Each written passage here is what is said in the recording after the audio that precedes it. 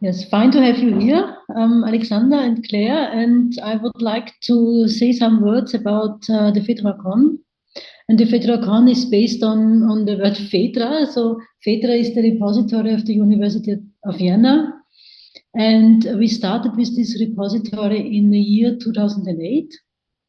And since then, we try to archive objects and to make them a little bit more visible. And we talked a lot about data archiving. We talked a lot about data preservation and also about data sharing. But in the past, we didn't talk much about reuse of data. And in the last years, in Austria, the biggest funder, the FWF, said in the year 2019 that a researcher who want to have money should or has to fill in a data management plan. And in this data management plan, you have to say what you are doing with the data after your project, and also where the data is stored, and also that you have to say that your data can be reused from other people. And so we started to think also about reuse of data. And yes, I'm thinking that it's a very important topic for us to think about the reuse of data, because we are producing so many data every day, and we are archiving them, and it's a pity if nobody uses them. So we should also talk about the reuse of data. And my role is that I'm since 2008 part of this PHAIDRA team, and now I'm the head of the department PHAIDRA services at the University of Vienna. I'm part of the library, and I'm working very close together with the computer center of our university, and also with many, many other people. And I'm also glad to work together and in a project also with Alexander and with Claire. And they are both also very deeply involved in research data management. And they are both from the university, from the Technical University of Graz. And I think they both are very deep in this topic, because you're also talking every day about research data management, and you're a data steward, and you're also part of the research team. So you're very close to these topics. And I think that we could try to find out some questions or some topics in the big topic reuse of data, and we could talk about the maybe if there's some obstacles or some kind of things, because for reuse of data, because I think that's a very interesting topic, and we should also ask ourselves if we reuse data. So I think it's also a very interesting question. So my first question is that if you think that sharing data will change the future of the methods and also the possibilities of research. So maybe I ask Claire at first. Okay, then I start. So regarding your question, I think it is already being changed. So science in general, since not only we are propagating to make researchers' data reusable, I have to add that next to being a data steward, I've been involved in research on my own since more than a decade, and I'm doing bioinformatics research, and here I depend on data produced by others. So actually, I started to do such a kind of research since I left my old laboratory, and I haven't had any other possibility to generate data. So with my new group, we started to search for what resources are available throughout the web and what we can use. And this is, depending on the field, already standard procedure, actually. But in other fields of research, it's not standard, obviously. Otherwise, we wouldn't have our jobs here. So, okay, now I'll stop there. Otherwise, it will be too long answer. Thank you very much, Claire. That's good to hear that you are depending on this research from other people, from other researchers, and that sometimes you have to reuse the data. So I never thought about this kind of reusing data. Yes. And Alexander, what do you think? Yeah, thank you.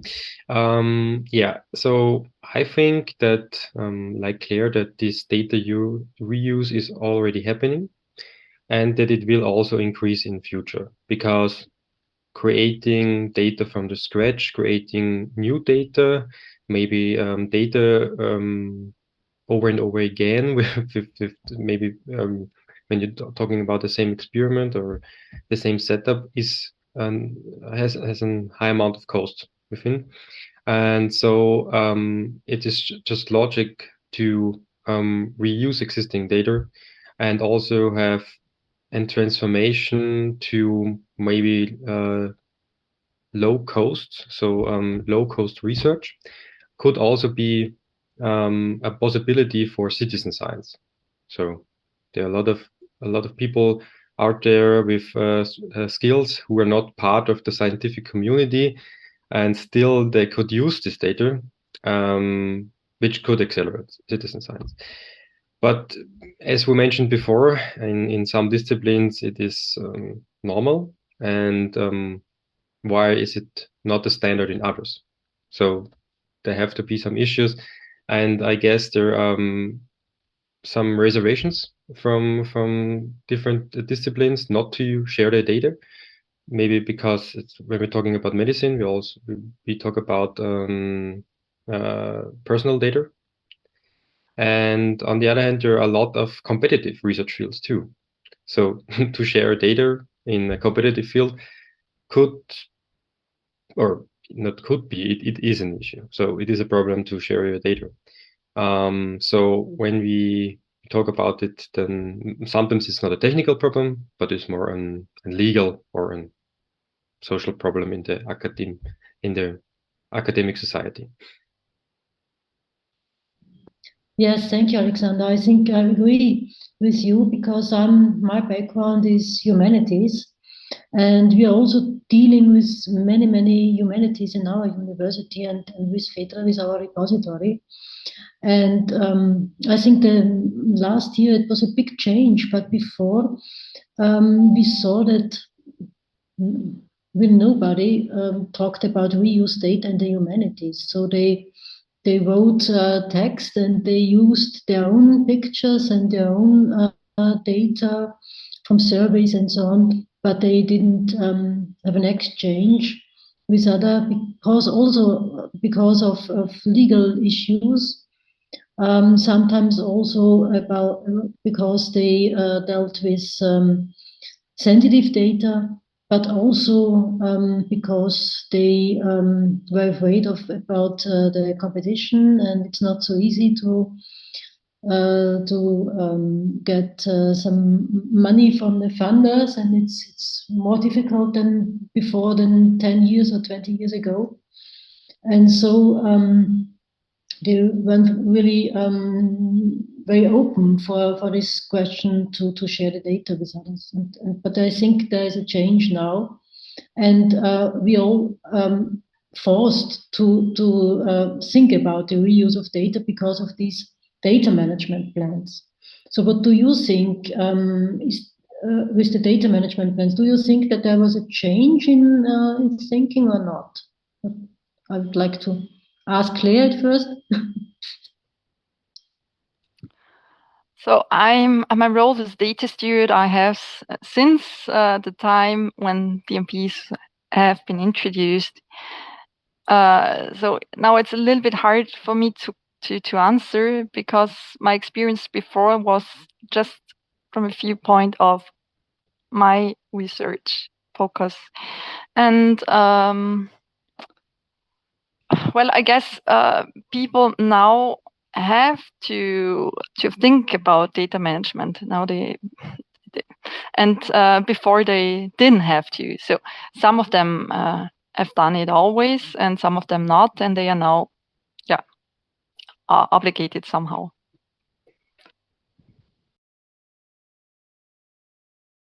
Alexander? Okay, so I would like to say yes, but unfortunately, the answer, I think, is in most cases it is no.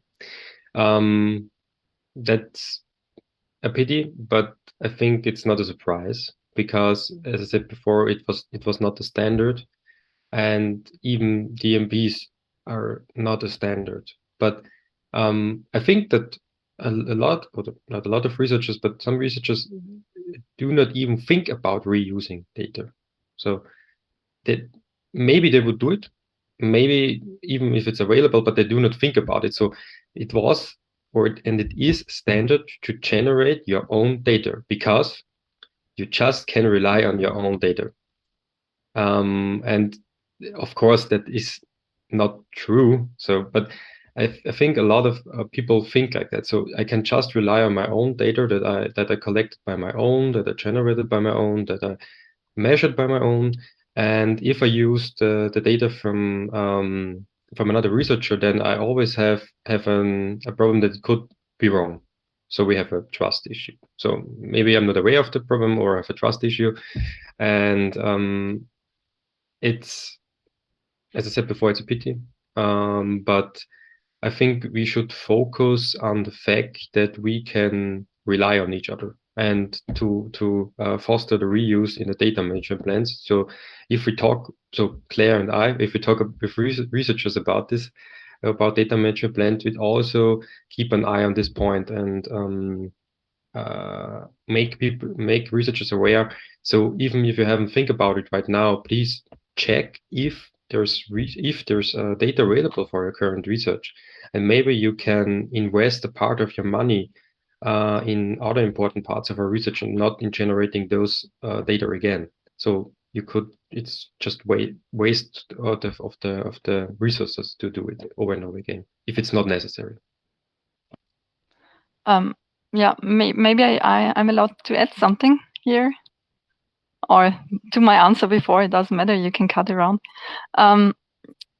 Regarding this introduction of DMPs, now it's the problem that some people do fill it out just by means of necessary points, and don't think about it afterwards. And if they have not been in contact with data stewards, or they research data management, their teams, whatever is available at their institutions, I think they won't change their opinion and their way of doing research, and not neglect the point of reusing data if they haven't done it before. So for those, in general, to answer your question before, DMPs are not the answer, or not solely.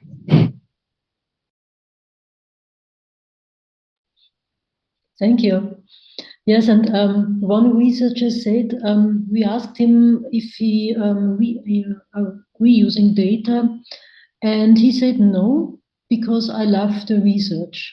So I think it would be not so easy for him to think that this data is using or not his own data. So he loves the research and doing this research and not to reuse the data.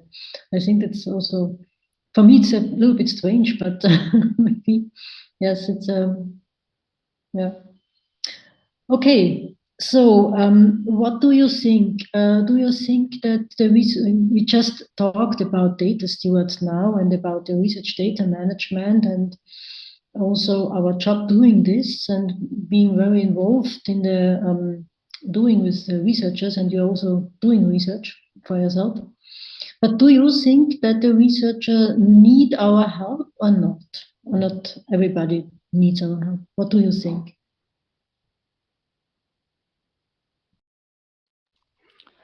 So, okay. sorry, Alex, you wanted to answer first this time? We can No, make it please, differently please this go. time. Oh, okay. Alexander, please. Okay.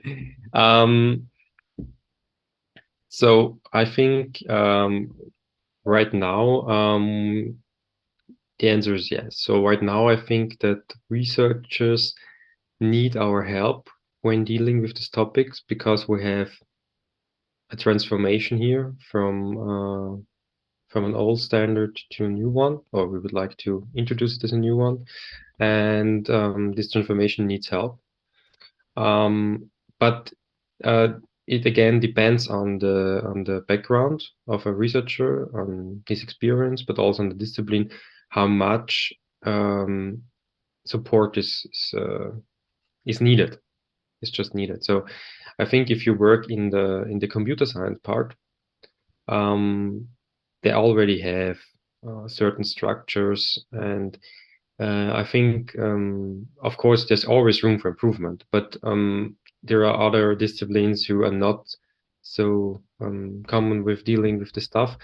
Also, when it comes down to metadata standards and something, everything that increases the reuse and the chance with sharing data. And at this point, I think they just need help. Thank you. What do you think, Claire? I can add a short answer here. In regard to training of researchers, because data management activities are not included in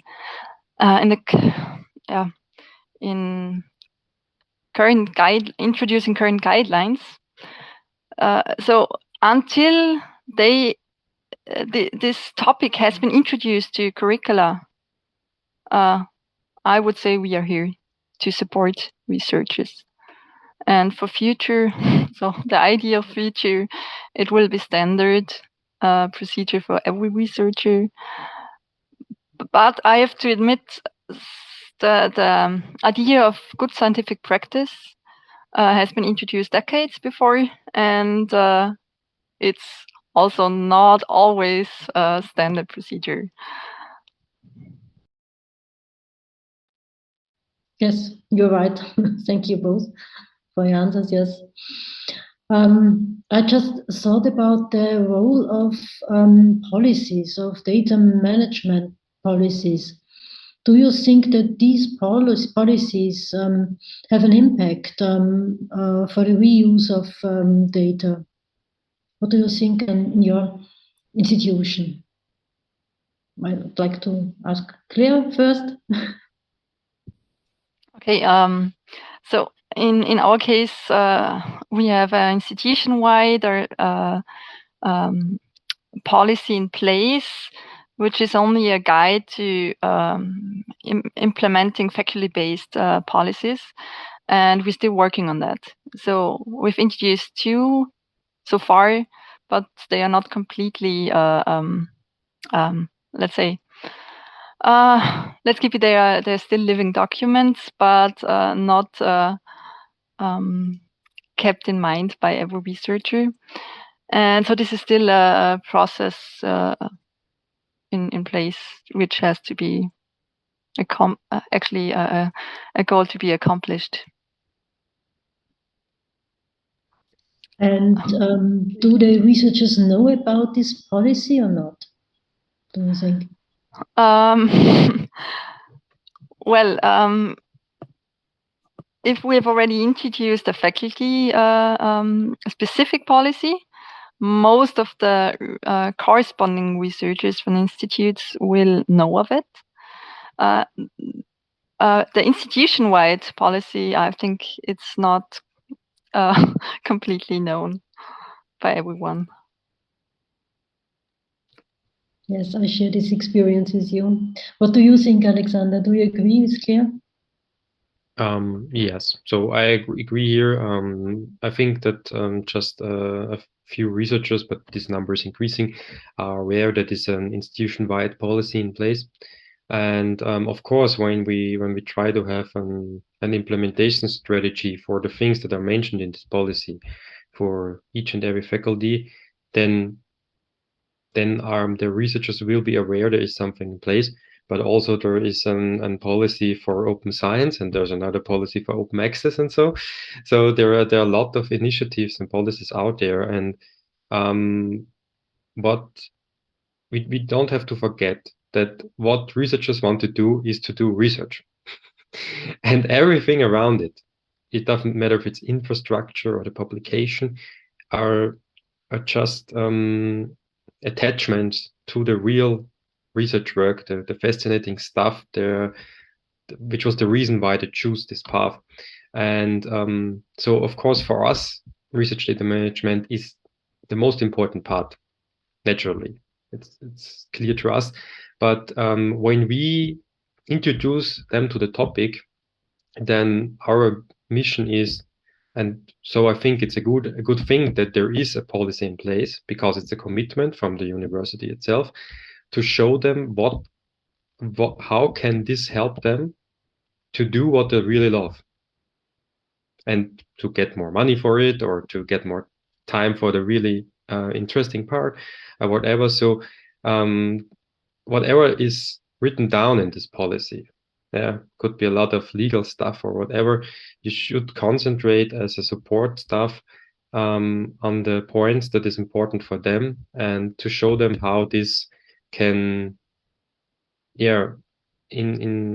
increase their chance to do proper research, and also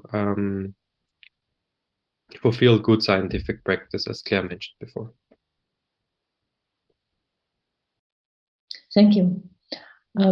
Yes, the University of Vienna has its policy since autumn last year, and we try to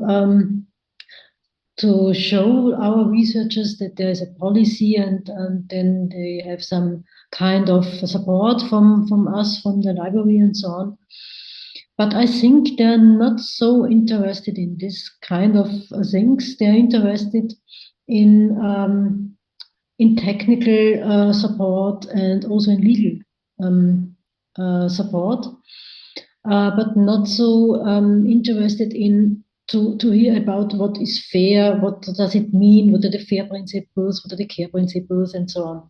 So what is your experience with talking with researchers about their requirements? What do you think? Let's start with Claire again. Well, I still need to think about it. So maybe Alex wants to start. Of course, why not? Yeah, so in fact, also this is true here, because what is the reason why they are more interested in the technical stuff? Because they think, some of them think, if you just have the proper technical solution, then the problem will go away. So that software will resolve all of the problems regarding this stuff, that it will do the metadata extraction, that it will write your DMP, they just have to click on a button and that's it. So they just want to hear about FAIR, even if, but as long as they don't hear why it could be important for them, so for their own research. And I think some of them really think that it just needs some technical solutions and then the problem goes away. I think the reason here is still that it takes time. So to do proper research data management, or to build up a workflow, or the resources, or the infrastructure takes time. And everyone is busy. Everyone who is really deep into his work is busy, and they don't want to invest in this if they don't see that there will be a positive outcome for them. And so, of course, technical solutions are the holy grail to fulfill all their needs. And still, or again, I think even here we have to say, yeah, we have technical solutions, and of course they will help us dealing with also with the FAIR principles and with other challenges you will face in the future. But still, you have to work on your workflows, on how you do your research work. And no tool, no software will ever takes over this part. And this is something that has to come into their minds. And so it would be easier to start on a bachelor's level. So right from the start, and not after 5 to 8 years of work and studying, and then, okay, now we introduce a new concept, and you have to forget everything that was before. Thank you, Alexander. That's a good point. Do you talk with very young new researchers, also with students in your university, about research data management? So yes, we are in contact with a students' council for the PhD students. So that is not the customers group I mentioned before. So I would focus on younger students, but that is one step. So we are in connection with them. And we also, from time to time, have contact to student councils from different scientific disciplines like physics or chemistry, and the idea would be to, or in our case, the idea would be to create new courses for them on a generic level. So it would be possible to have a courses for all of the different scientific disciplines on our university, starting on a bachelor level, because there is no reason why this could not be possible. But you have to think about not to be too specific with the topic, just to introduce some basic concepts that will help you through your career and through your research, through your time of studying. And yeah, so we are, in fact, we are in contact, yes. But of course, from the point of the university, from the administrators level, we should focus on people starting with their research career on a PhD level. Yeah, so our opinions differ a little bit. Thank you, Alexander. What do you think, Claire? To come back to your actual question before, I would like to add a completely different point of view. So the human being as principle is comfortable. Let's put it like this. So the normal researcher in this way, if being a standard human being, will use the approaches to their scientific questions the way they have done it before.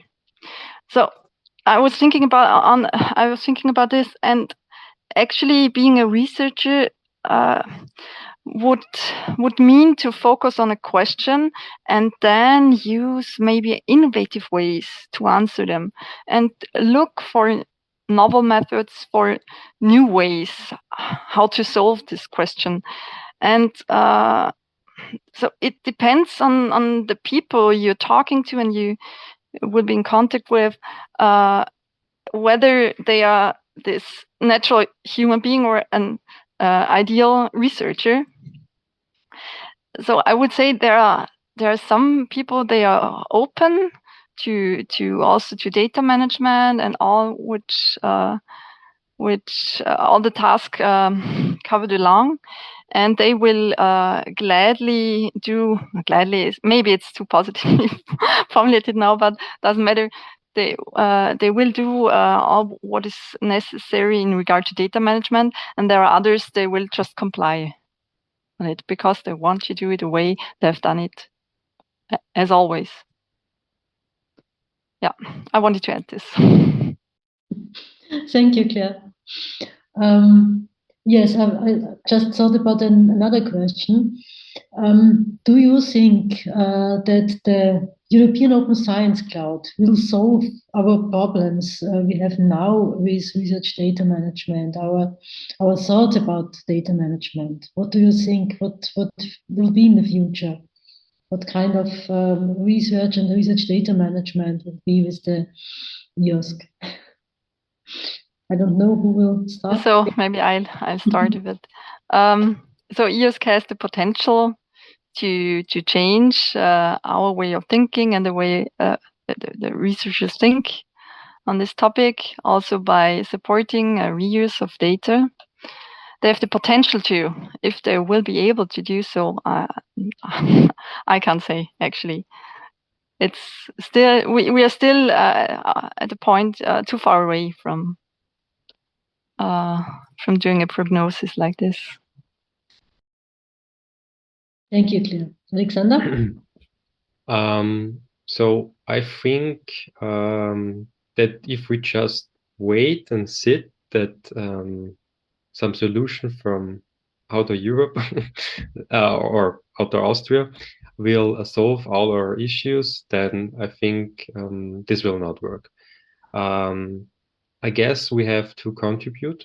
So if we find workflows or solutions that work actually for our researchers, or if they just work for just one discipline or a few disciplines, then I think we should communicate to those who are in charge and working on this solution. Or as no, EOSC is a really big project with different working groups, to communicate to the right one. And I think this contribution could in future be a way to solve, in fact, some issues, yes. But we have to work on this too, not just wait and sit.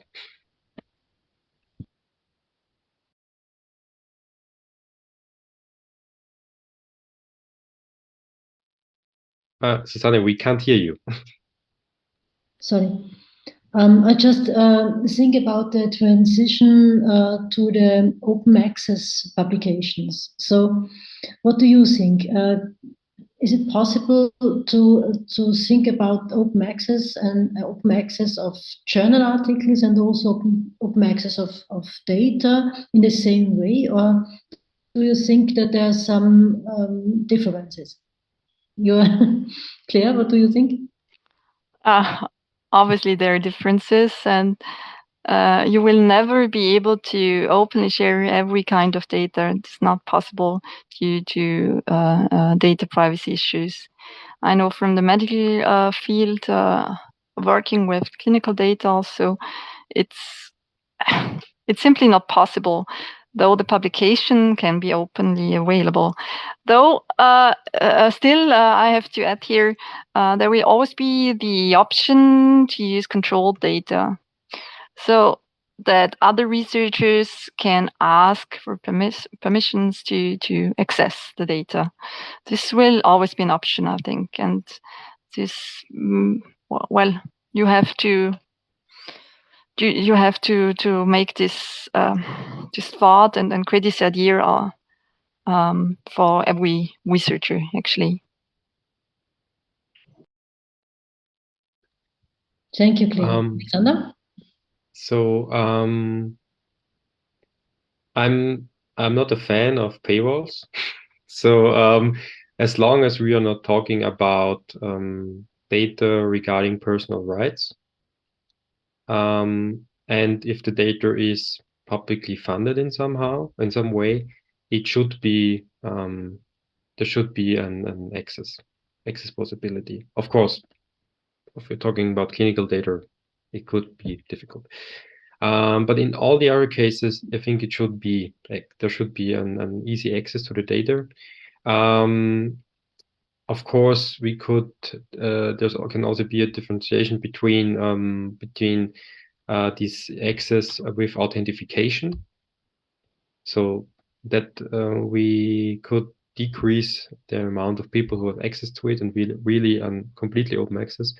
But I think that also to get rid of paywalls or find a way to make a public generate or data generated with public money should be easy to access. And so yes, I support the idea.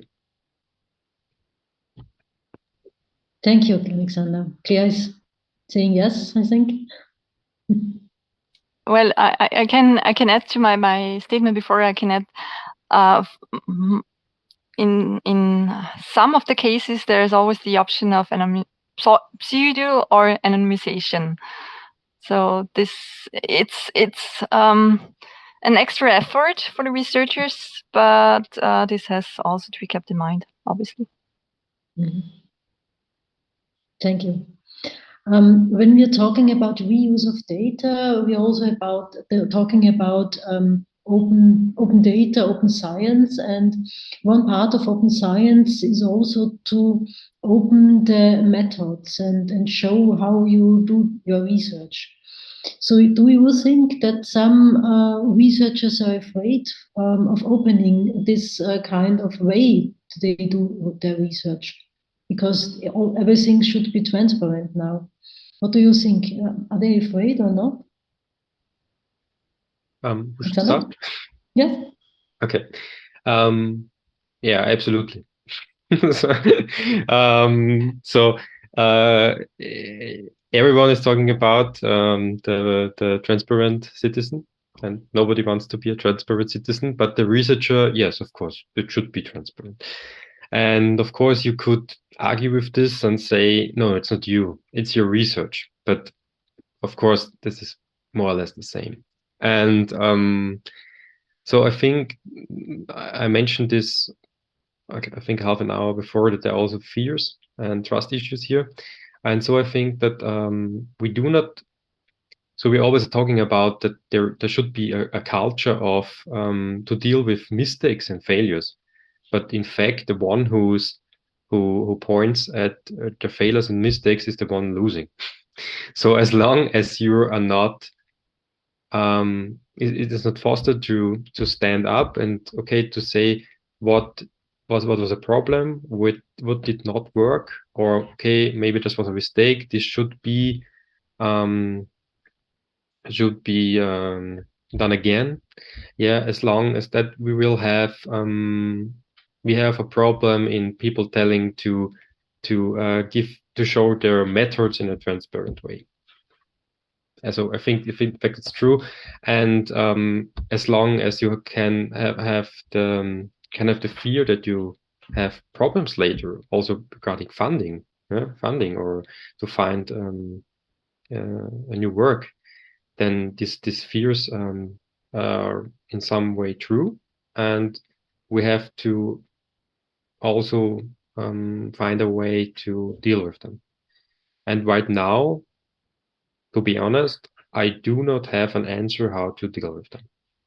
So I'm not sure what I would say a researcher when he asks me about this stuff. Okay, thank you, Alexander.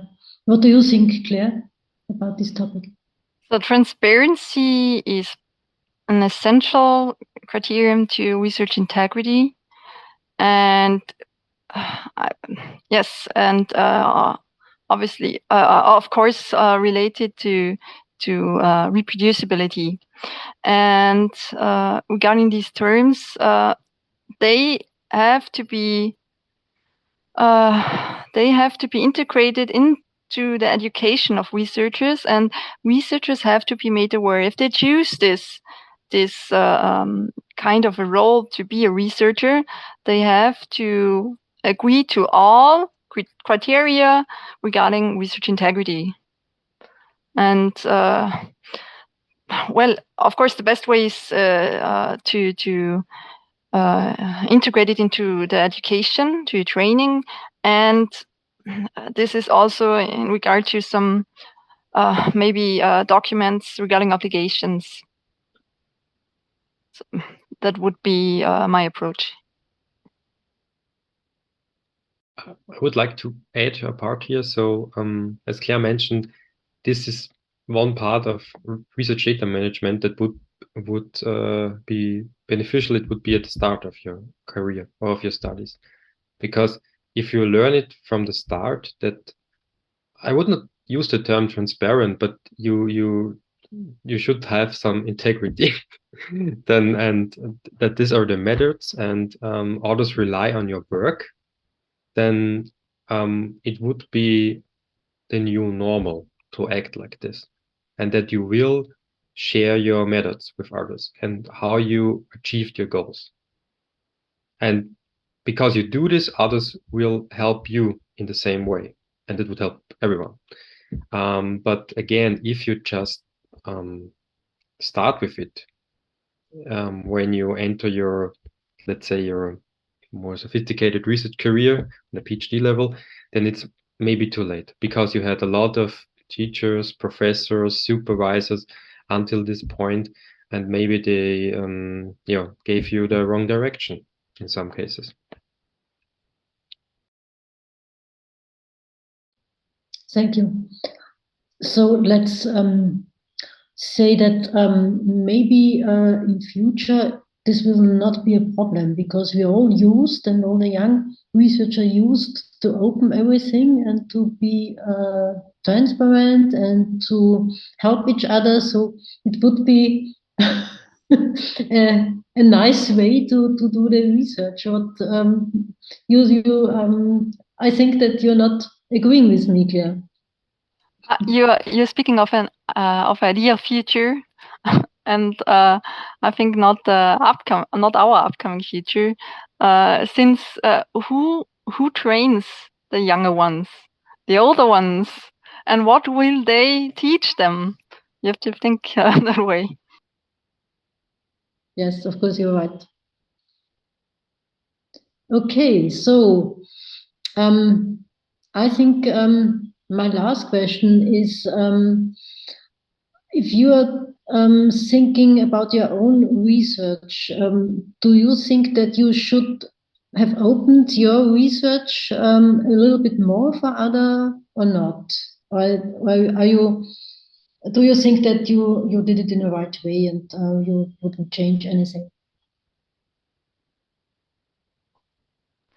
Claire? So I can start here, since I'm doing research since a lot of couple of years. Let's put it like this. In the beginning, of course, I followed the way that I have been introduced, and I have to admit here, I did not work as openly as I would wish for. And I think everyone evolves over time somehow. And of course, also my openness, my way of open research has increased over time. So, and I think we are still learning. The ideal way is still ahead of us for everyone. Thank you, Claire. That was a nice sentence. Alexander, what do you think? So in my case, I have much less direct research experience than Claire. So, but still here, it before this job, it was also more in competitive field. So to be more open would be pretty difficult. But if I look back to it right now, with all the knowledge I have now, I see there would be room for improvement. And yeah, there would be also possibilities to share certain parts. And I think only just to know this part, to see, okay, it was a competitive field, or it still is a competitive field. I have the possibility to change things here, or to be more open. Still helps others to do it. So yeah, right now what we're doing, we still have some research work also in our job. So we try to share everything as open as possible, and also with the right licenses for easy reuse for others. So you can just do it better in the future. So thank you very much. Thank you, Claire. Thank you, Alexander. I think it was, yes, nice thinking about reuse of data and our own data. And yes, thank you. And it's quite nice to work together with you.